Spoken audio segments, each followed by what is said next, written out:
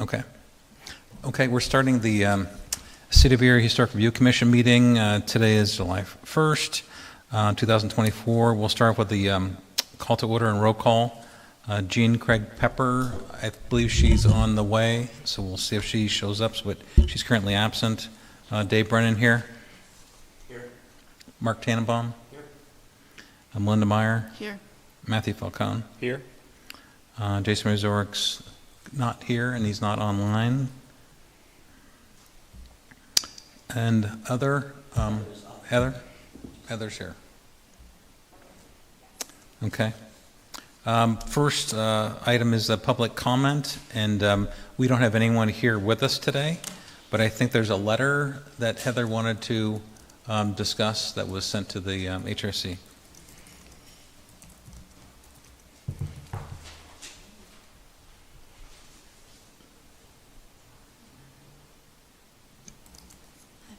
Hopefully this microphone works. So, received a letter from someone in the public, H.A. Wilson, and they wrote in asking for consideration of our particular object within the city of Erie to be considered in the historic resource survey that's coming up.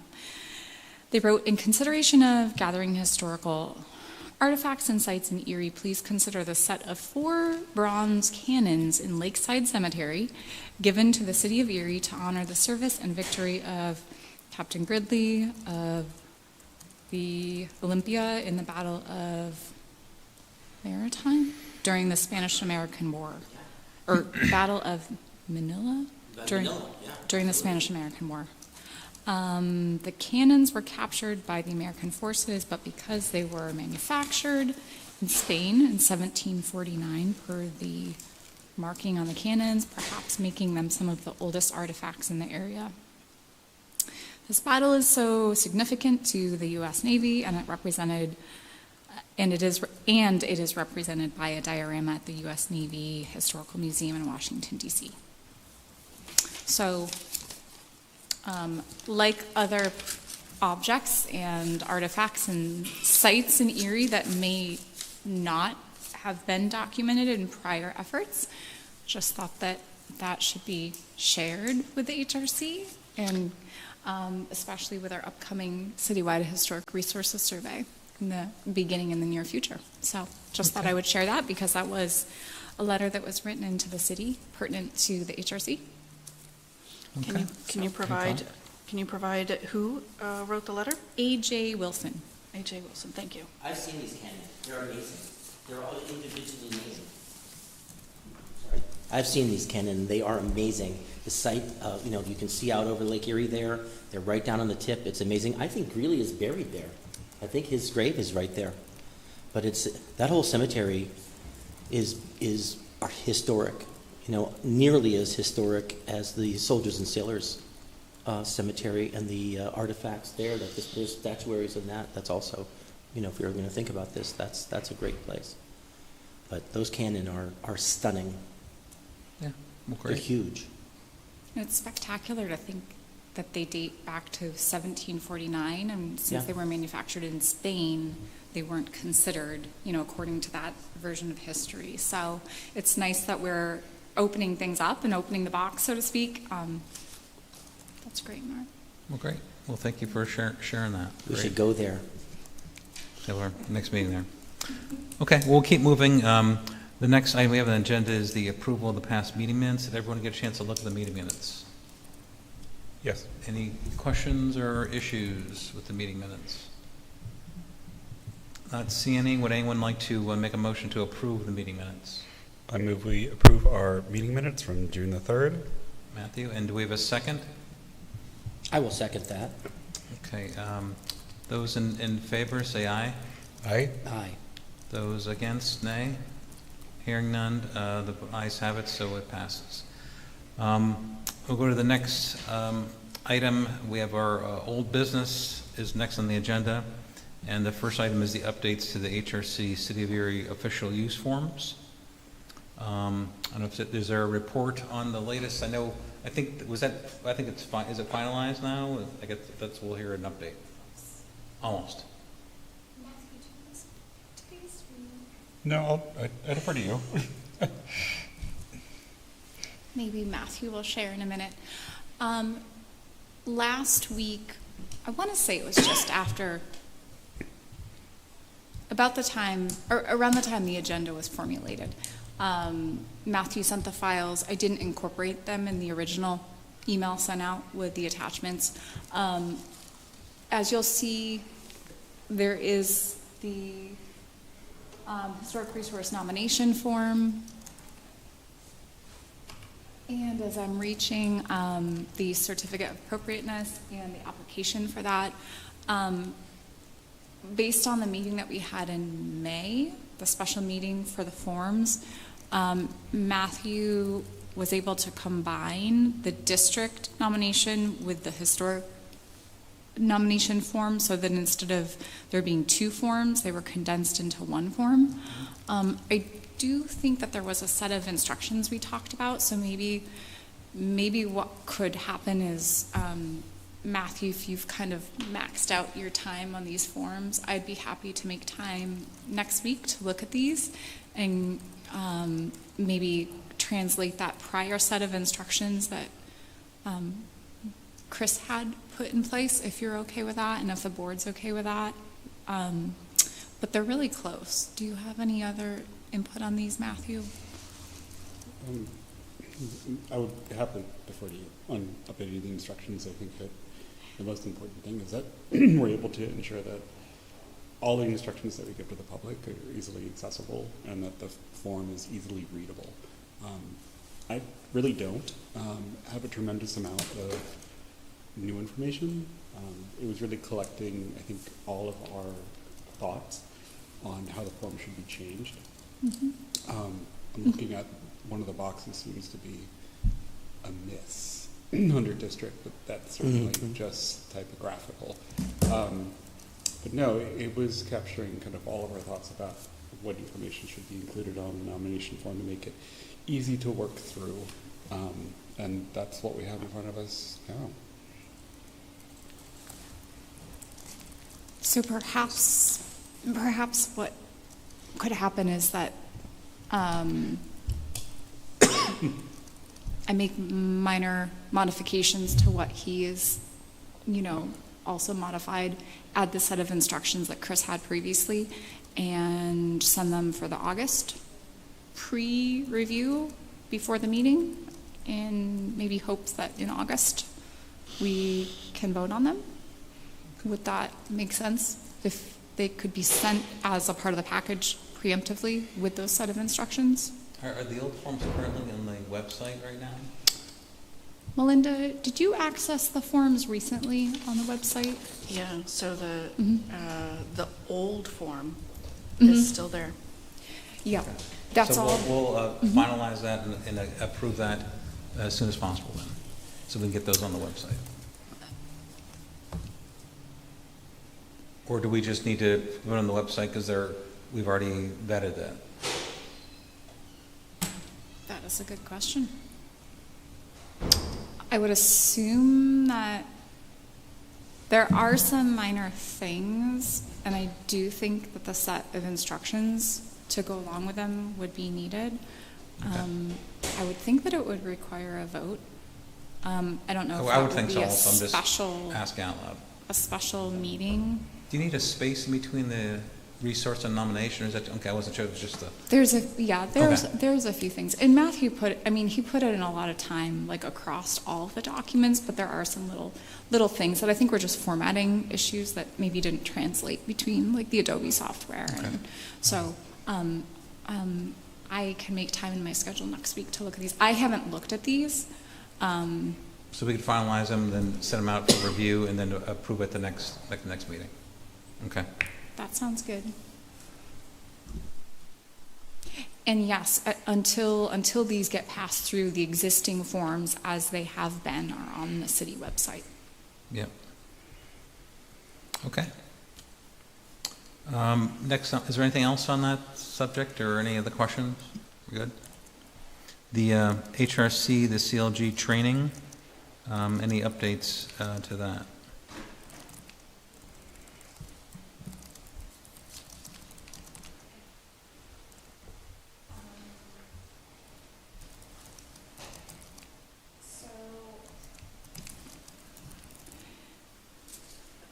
The state did award us the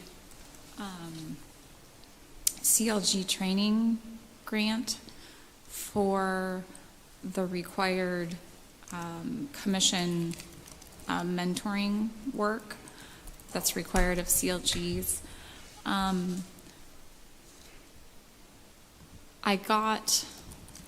think it was 2 weeks ago, had sent an email to the HRC members asking for our preferred time and date schedule for trainings, whether it be the summer or fall. That particular organization, the Commission Assistance and Mentoring Program, known as CAMP,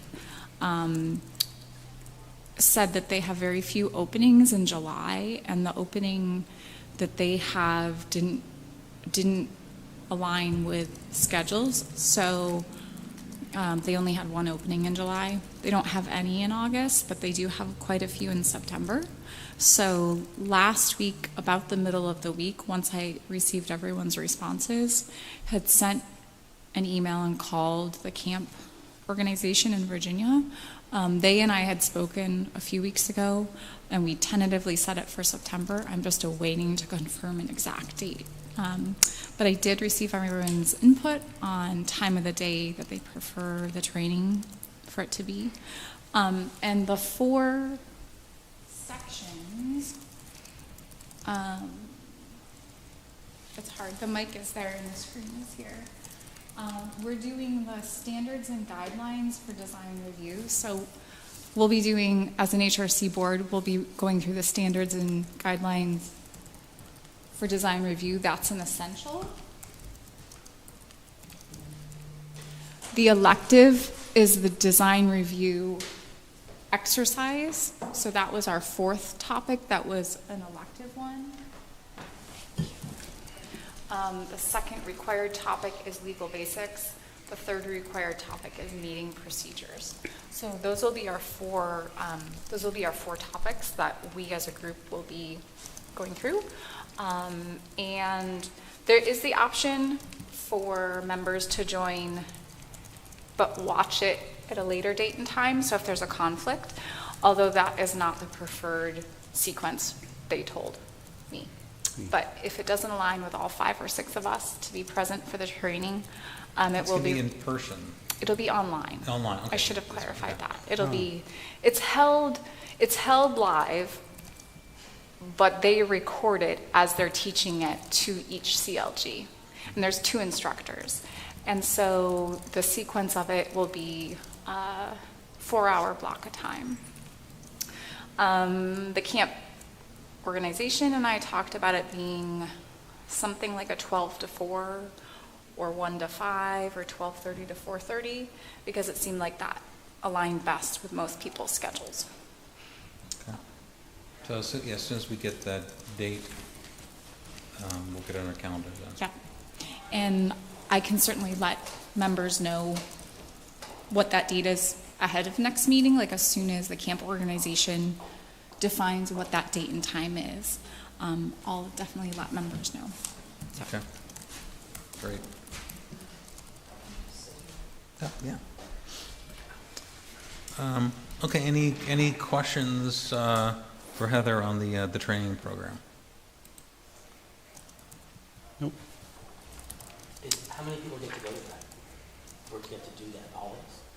Yeah, we all It's attend. online. We Yeah, get to do it's it online. It is, yeah, it's required of CLG organizations like each year. Yep. Okay.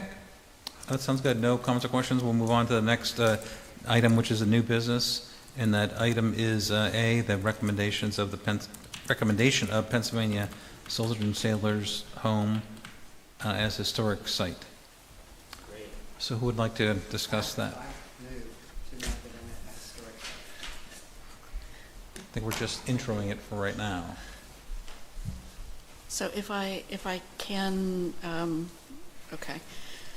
So if I can mention, so as we discussed at the June meeting, the Pennsylvania Soldiers and Sailors Home is one of the state-owned resources within the city of Erie. And they are indeed proposing some changes, but they also, as a state agency, specifically the Pennsylvania Soldiers and Sailors Home is under the purview of the Department of Military and Veteran Affairs. And so per state legislation, the DMVA does already consult with the State Historic Preservation Office when it comes to work that is happening at the Pennsylvania Soldiers and Sailors Home, because it is a resource that has been determined eligible for listing on the National Register. And so we have here a nomination for local designation for the Pennsylvania Soldiers and Sailors Home. I did have a conversation this morning with a representative of the DMVA, and from their perspective, they didn't see an issue with providing a letter of support for the nomination. However, they suspect that it will take several weeks before that letter of support can actually be secured. They have to run it through the administration of the DMVA, and it also is quite possible that a letter of support may not be provided until after the current consultation work that is happening on a specific project at the Soldiers and Sailors Home is completed.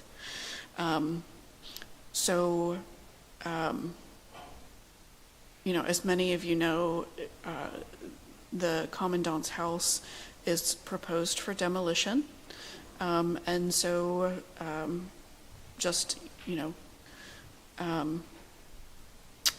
as the home, as the DMVA works through that demolition process, again, they may choose, if they choose to provide a letter of support, they may choose to provide it following the completion of that particular project. So they'd send it after it was already demolished? yes, although we also have to be kind of cognizant of the hierarchy of legislation, and so federal legislation, state legislation supersedes typically the local legislation. So even with the nomination and local designation of the Pennsylvania Soldiers and Sailors Home, it is highly unlikely that they would follow through with the local legislation and the review process, because it is a state-owned resource. And again, if you're looking at the hierarchy of governments and legislation, federal and state often is above local legislation, local municipalities. And so even if we were to designate this as a historic resource, they may or may not actually approach this. Yes. Yes. So what is their mindset, the Cunningham House, or is it potential Wright House? Cunningham House or the Wright House? Remember the Cunningham House that Hammond? Oh, you're talking about, those. Right, so that was one end result to working with the entity. And then, fortunately, we were able to save the Wright House. Yes, so there is an upcoming meeting, a consultation meeting happening. So the Department of Military and Veteran Affairs did begin the consultation process with the Pennsylvania State Historic Preservation Office, as they were supposed to back in 2020. And then between 2020 and today, that consultation process has had multiple starts and stops just because of changes in the project itself. So the advisory board of the Pennsylvania Soldiers and Sailors Home actually voted to demolish the Commandant's house back in 2019. I think one of the only reasons it's still standing is because COVID disrupted Right. like They're all planning. construction activities. And so they are finally kind of back where they would like to be, I think, with making plans for the proposed demolition. So I believe that they have already started either putting together the bid packet or have actually gone out to bid for a demolition contractor. Although, again, I don't know that with certainty. But they have also moved forward with the consultation process with the State Historic Preservation Office. So the next step is to meet with both the SHPO and local preservation consulting parties. So as a representative of the Historic Review Commission, Heather has been invited to participate in that consultation meeting, which will be scheduled or has been scheduled for mid-July.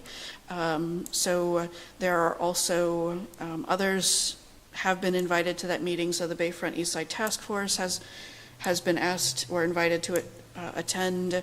The Three Forts Project has been invited to attend. The Historic Erie Preservation Trust, the Erie County Historical Society, Preservation Erie, right? So as well as the Historic Review Commission through the Historic Preservation Planner for the City of Erie. So again, that consultation meeting, which is an opportunity for the preservation parties to share their opinion of the project and even suggest alternatives.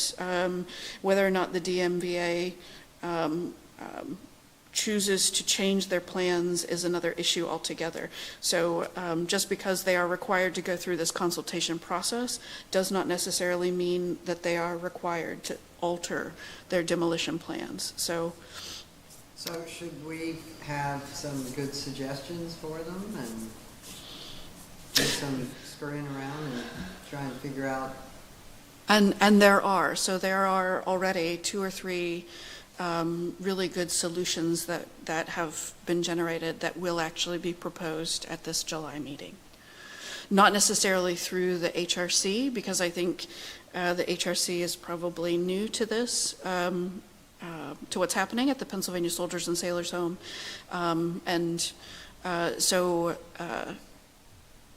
other preservation interests have actually been engaged in coming up with solutions or alternatives to the demolition of the Commandant's house. So those will be proposed at the July meeting.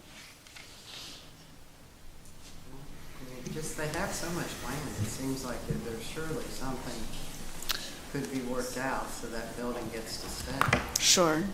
So I would like to note, though, that with the nomination,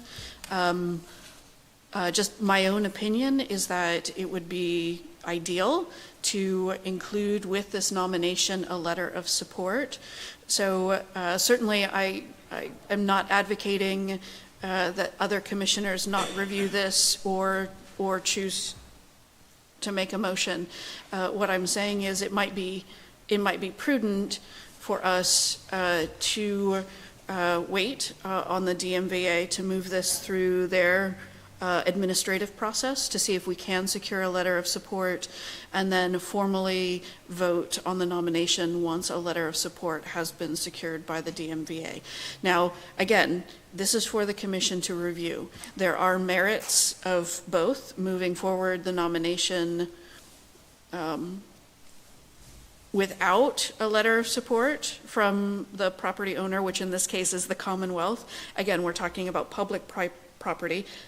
I want to differentiate between public property and private property here, even though our ordinance does not necessarily differentiate between public and private, but this is state-owned property.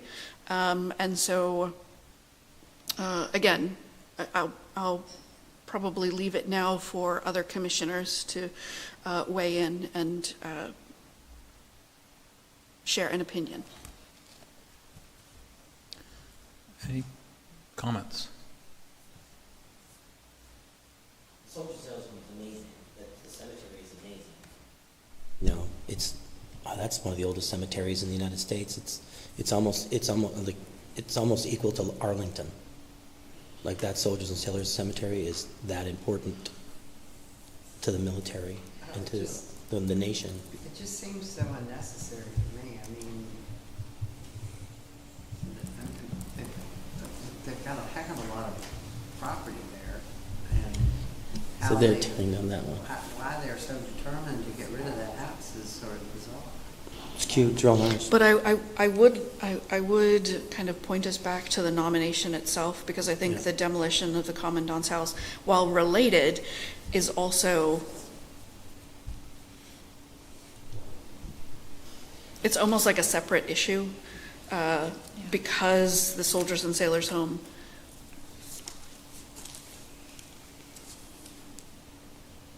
Does this include Can- the blockhouse and everything? Like, you know, because the blockhouse is there and So that the- circle, even just that shape has been there forever. So the nomination includes the entire property. The site. So it includes the home and the historic features that still exist architecturally, right? The buildings that still exist, as well as the cemetery itself, which is a key, Yeah. I would consider that a contributing resource to that property. There's a famous And then, of statue course, we in- have the blockhouse.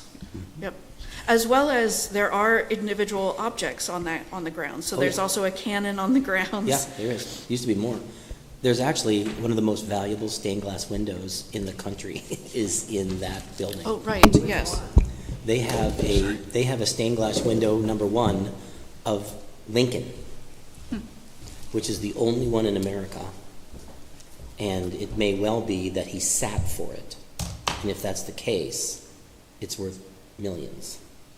The other thing is they have a stained glass window of the Battle of the Monitor and the Merrimack. Like they have a stained glass window of the battle between those two ironclad ships in their building. And they have a collection of stuff. I gave them stuff in the past. But it does, so the nomination itself does meet the Artifacts. criteria for Yeah. local designation in multiple areas. So when we talk about either themes or broad patterns of history, right, we're looking, we can point out the site's significance with regards to military history and veterans. We can also look at it with regards to medical service, specifically medical yeah. service to veterans. Civil War veterans. Certainly. Yeah, they were. Yeah, and I believe there are people that are buried in the cemetery that fought in the Battle of 1812. They didn't fall during the Battle of 1812, but they served during the Battle of 1812, Right. and were later passed away, and were later interred in that cemetery. And there were people from the Civil War interred in that cemetery. Well, It's it's a historic. wonderful It's historic site. You know, I don't think anyone's arguing that. I It's just amazing.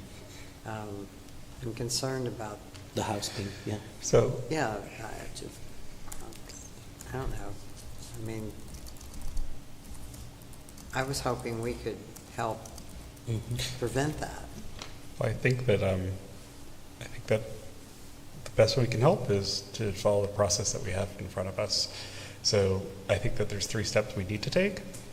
The first is accepting the nomination, with finding that there is, excuse me,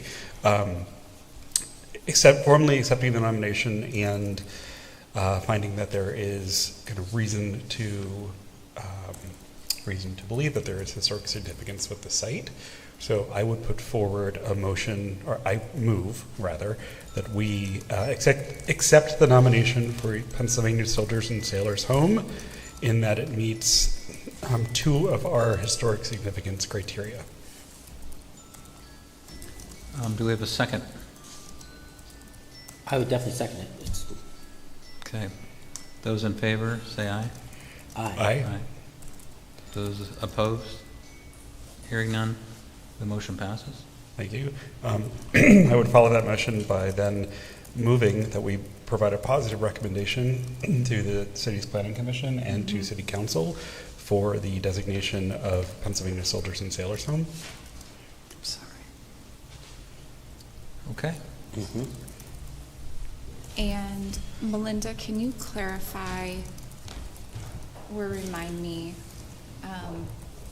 its level of nomination? Or is it being nominated as a district or a site? So Which, I would advocate historic site. Okay. Because it has buildings and structures. It which has, are but it's also one site. big Yes. site. So Yes. just to clarify, so it will go as a site, whereas more recently, we've been nominating, more landmarks. So, thank you, Matthew. So a motion on the table, I don't know if you'd like to call for a second. We already had a second. Oh. Oh, Second. did we? You made the recommendation to the city council? Yes. I would second So I have that. another you see That's another two, motion? technically. Yes. Okay, so do we have a second for the second motion? Sure, yes. Okay, we have a second. Okay, those in favor, say aye. Aye. Aye. Those opposed? Hearing none, the motion passes. And then I think that for the the issue that was described by Commissioner Meyer about the upcoming consultation meeting, we should put together, I think, a formal letter Yeah. that states that we are in receipt of the nomination, have supported it, are moving it forward, and that also we would, I can defer to staff with this, but something along the lines of, we oppose the demolition of contributor resources on the site and very much support the retention of any historic fabric that is part of the Pennsylvania Soldiers and Sailors Home historic site. Matthew, that's a great recommendation, and that is on my radar. I have also approached Renee with the city, and will be in touch with her office again prior to that meeting, because I do think that a letter from the city as a whole, in addition, your idea for a letter from the HRC, would be very useful. Okay. So Any then- other comments, questions?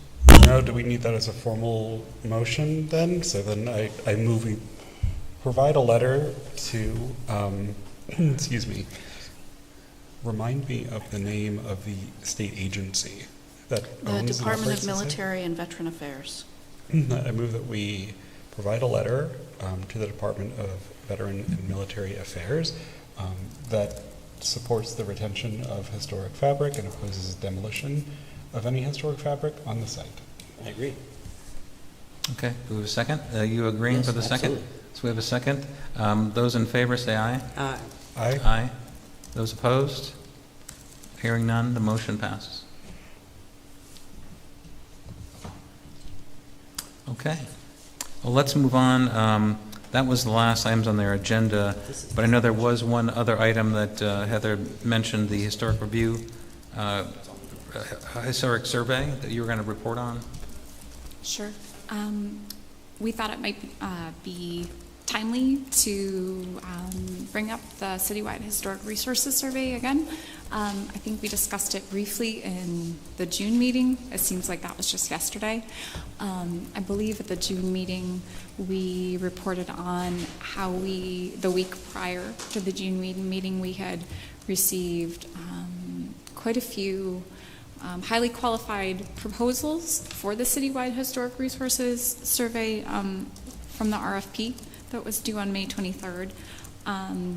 The city, utilizing our planning staff and HRC member commissioner commentary, we did hold interviews with 3 of the firms that had applied.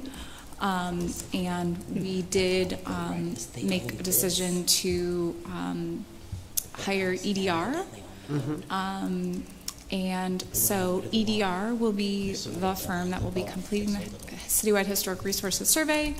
As we know, phase 1, which is the community engagement and kind of active community component, that's due in September. So this week it's on my palette to be opening up a contract with them.